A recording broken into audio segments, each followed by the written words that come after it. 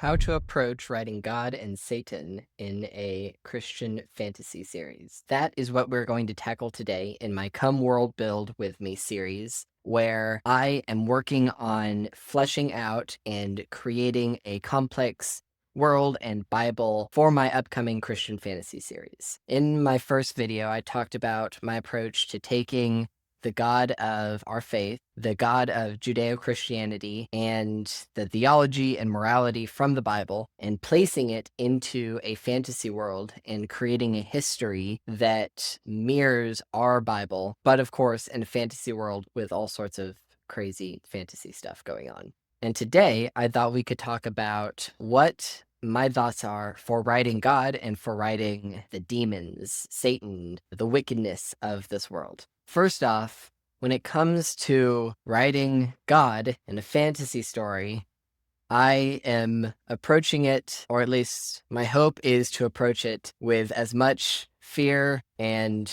trembling as possible, because obviously it is very important that I portray God in a way that is not only honoring to him and glorifying to him, but also accurate. And so, as a Christian fantasy author, as a Christian author in general, I think that it is very, very important that us as Christian authors have a good, solid understanding of the Bible and of God and the nature of God and of our faith, as opposed to just having generic thoughts about Christianity. And I am an avid studier. I love looking at history and looking at how the first century perspective should inform our faith. And so that is what I want to apply to my writing and to creating this world in this series. It's taken a lot of back and forth of how I'm going to approach portraying God in this world. But my hope is that it is as accurate as possible. But my prayer is, Holy Spirit, convict me whenever I start to accidentally steer off the path. I've seen a lot of different approaches to how to write God in a Christian fantasy setting. Some have him be very distant and removed. Others, he's a lion figure, a wise old man that appears, or he's talked about, but not really actively present in the story. And there's lots of different names that fantasy authors will use for God. Of course, Narnia uses Aslan, and so it makes up a fictional name for God. Others will call him the Ancient One, or, as in my favorite Christian fantasy series, the Circle series by Ted Dekker, he takes one of the less common names for God, Elion, and makes that the primary name for God in this world. When I've been doing my studies, there's lots of different names for God. You have Elion, but you also have El Shaddai, Adonai, or the name that they weren't supposed to say out loud out of reverence, spelled YHWY. You have Elohim, or El, and all of them demonstrate different aspects of God in his scriptures. And when we actually look at the history and the linguistics behind these words, they all actually meant something. So they're describing attributes of God's character. For example, El Rafa is the God who heals. And so what I thought would be cool for this fantasy world is we put a characteristic of God and then one. So throughout the story, we'll use different phrases for God, such as the everlasting one, the magnificent one, the holy one, the righteous one, the set apart one, the faithful one, the just one, things like that.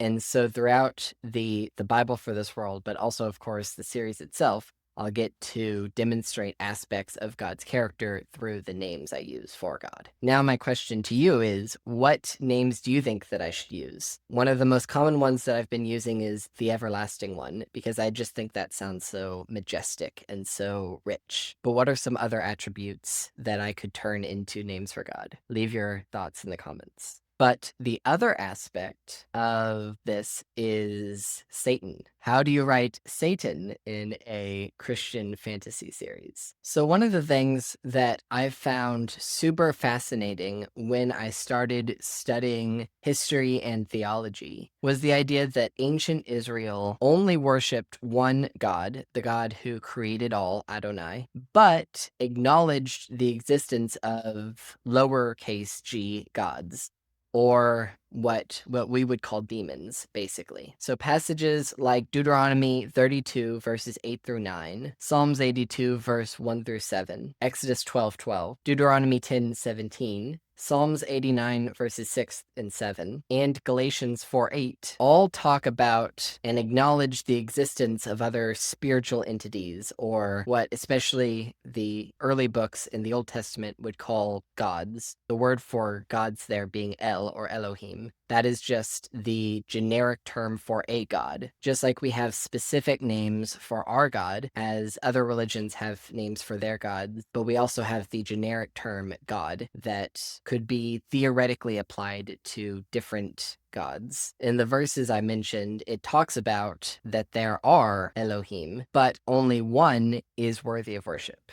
That is the God who reigns in the highest heavens, Adonai himself, the God who created all and is righteous and will judge the living and the dead and defeat all of the other gods ultimately and cast them into the abyss. Usually the New Testament would call these demons or spiritual entities and principalities and powers. If you want a good book on this, Michael Hauser's The Unseen Realm is excellent. But point being, I thought it would be really interesting to have some Elohim, some different demons slash gods, lowercase g, that are in this world and directly influence both the history of this world, but also directly influence the series. And so here's my idea. Basically, we have a world that is filled with chaos and wickedness, and where the everlasting one, where Adonai, God himself, has cast out a collection of lowercase g gods or demons, and they, just like Satan was cast down onto earth, these other spiritual entities or Elohim or gods were cast down onto the world of Petrus. And so I've come up with 5 of these Elohim that are going to be a part of the Petrus Bible and creating the history of this world. So first we have Krellok, who is the god of war and bloodshed, demands human sacrifices. Then we have Expproma, who is the god of envy. Modsu, who is the god of wisdom and knowledge, and is very crafty and manipulative. Modsu is who I'm using for our corrupter and manipulator that leads to the fall. Ulim, who is the god of desire, and Draagos, who is the god of the air. I haven't really decided and landed on what exactly that last one will be, but essentially we've got these 5 spiritual powers that are going to exert influence on this world and are going to create lots of chaos. What do you think of these? We've got the demon that is primarily doing war and bloodshed, envy, we've got desire, we've got wisdom slash knowledge. And then what do you guys think for Draagos? I was thinking having like different looks and shapes for each of these. And so I thought it would be cool to have one that kind of looked like a dragon. And so that one I've just named the God of the Air, but I don't really love that. So I'd love to hear your thoughts on how we could improve that one, because the other ones I'm like, oh yeah, this is how they could influence the tribes and the history. And then for Draagos, I'm like, I don't know.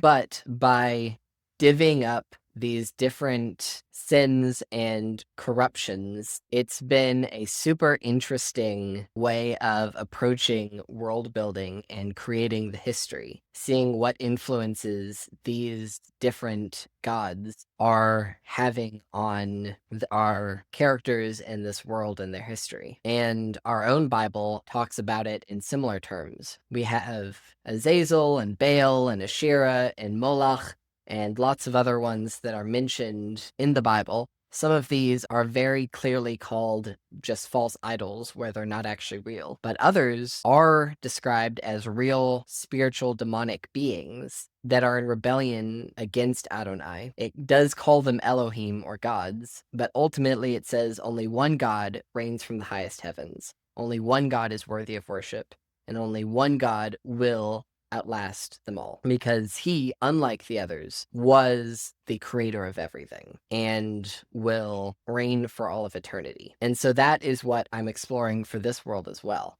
where we've got these different gods or these different spiritual beings that are heavily influencing the world, and some of the tribes and cultures will worship them and do some pretty wicked and horrible things. But ultimately, we still have God, or the everlasting one, the righteous one, the holy one, the mighty one, the sovereign one, God himself, who is ultimately going to be more powerful and sovereign over all of his creation.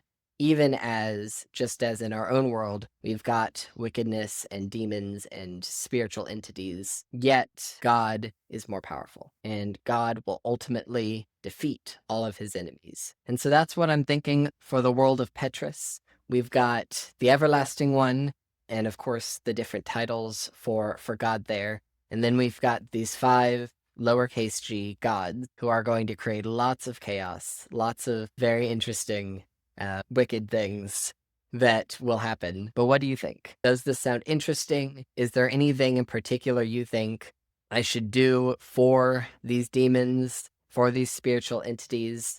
Any thoughts on what I should do for Draagos, the god of the air? And do you have any ideas for titles that I could use for God himself, in addition to the everlasting one, and the sovereign one, and the holy one, and the set apart one, and the righteous one, etc., etc.?